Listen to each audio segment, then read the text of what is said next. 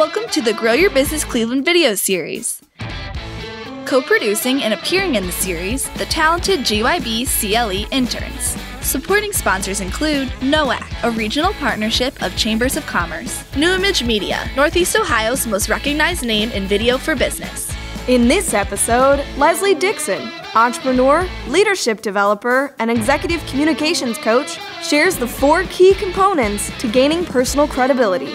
After the tip, we go backstage where Leslie shares an introvert's story, the Voice Pro journey, an exercise in clarity, and more. I'm Leslie Dickson, President and CEO of Voice Pro. Today I'm going to share with you the 4 key components of gaining your personal credibility. Credibility is one of those qualities that everybody wants, and it is attainable. So the word credibility actually comes from the Latin root word credere, which means to believe. So if you're credible, you are believable. The challenge plays out in the fact that everybody else determines whether or not you're credible. You can't decide yourself that you are. You have to rely on others to decide. Integrity is the first key component that makes up your credibility. What does integrity mean? Integrity means your honesty, your trustworthiness, and most importantly, your follow-through.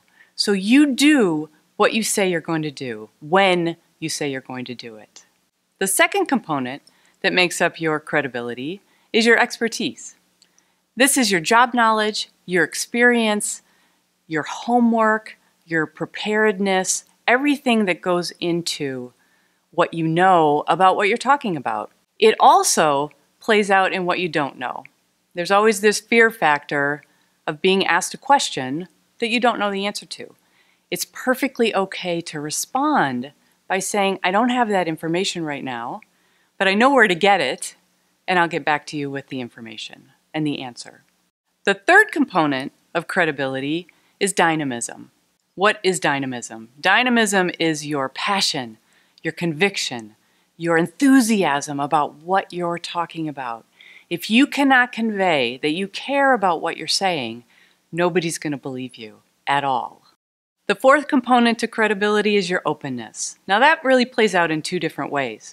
One is being open to input or ideas or viewpoints of other people.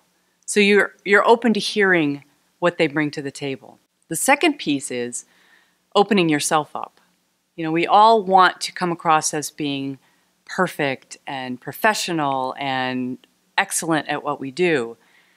But allowing yourself to be vulnerable and to let perfect go actually will enhance your credibility immensely.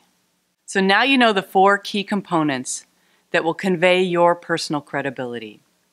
But the challenge here is not only do you need to have these qualities yourself, because that will make you a good person, you have to convey them. You have to show other people that you have these qualities. If you show them, they will believe you, and you will then have credibility yourself. Up next, we get to know Leslie. You'll never guess what Bill Gates, Rosa Parks, and Steven Spielberg had in common. They were all introverts. There's 2 things that people don't know about me. 1, I'm a biologist by education. 2, I am an extreme introvert. I have to work as an extrovert in my job. So I'm teaching people, I'm coaching people. I go out for speaking engagements all the time. And it can be a real challenge. We work with a lot of technical people, accountants, IT people, engineers, and there's so many of them that will say, you know, I have this problem. I'm a real introvert. And when I tell them, oh, okay, I can relate. I'm an introvert too. I can see everybody relax and just say, oh, okay. You know, the challenge with being an introvert is you don't want to be the center of attention. You don't want to be the one doing all the talking. One thing that will help you deal with any kind of anxiety that you might have. So I have anxiety over being an introvert in public places, right? Other people have anxieties for different reasons. The biggest piece to dealing with any kind of quality that you have that gets in your way is to almost pretend like you don't have it. What helps is if I start to think, well, what if? What if I was more confident? And what if I could go and talk to people better? And I start to think more of, I'm doing that. I'm successful at it and I can handle it. It plays out in a whole different realm. And, you get to a point where you just go show up at a networking event or to do a presentation to a huge group of people, and you have forgotten that you might be an introvert and you don't really want to be doing this. American artist Andy Warhol said, "Being good in business is the most fascinating kind of art." Voice Pro was started by my mom in 1984, but Voice Pro was not her first career. She started her career as a classical singer, so she sang opera and she sang all the big dramatic roles that people sing. And at a pivotal point in her life, which was towards the end of her 40s and into her early 50s, she decided that she wanted to kick in her entrepreneurial spirit.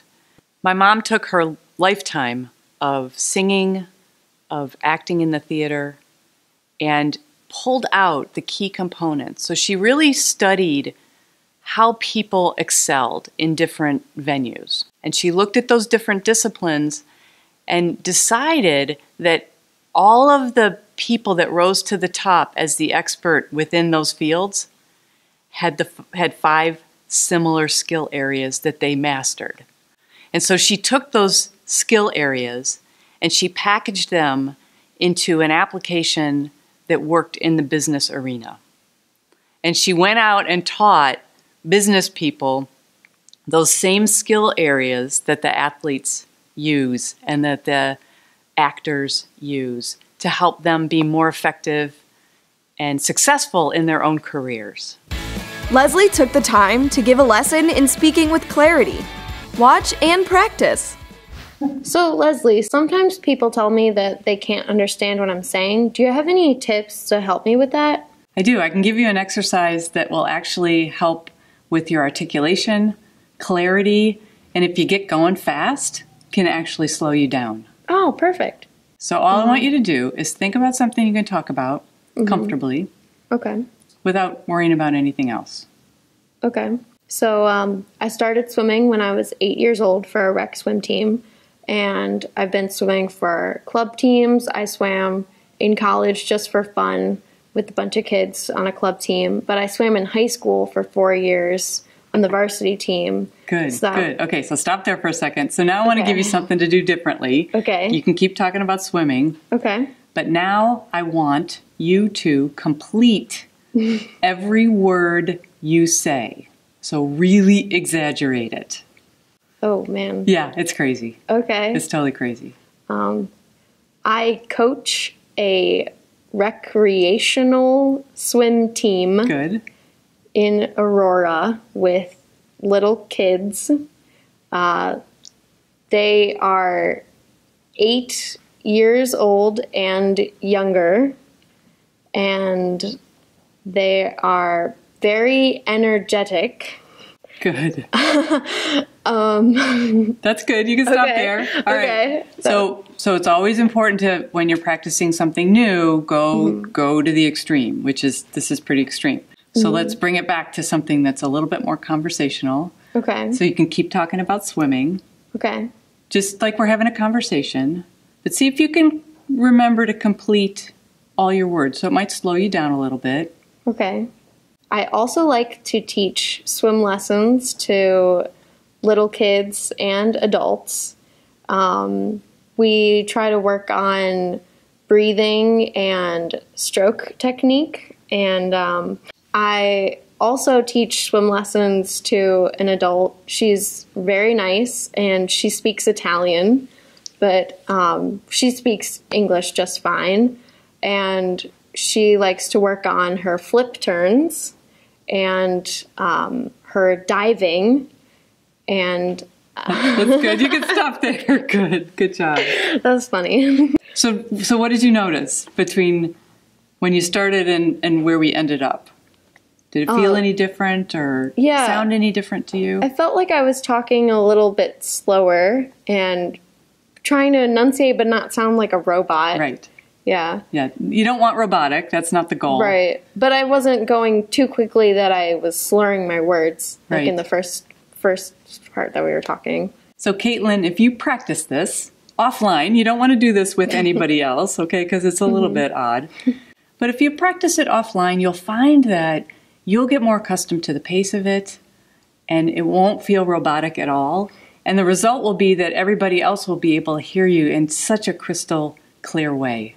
Okay, thank you, Leslie. You're welcome. So how did Leslie score as a Grow Your Business Cleveland expert?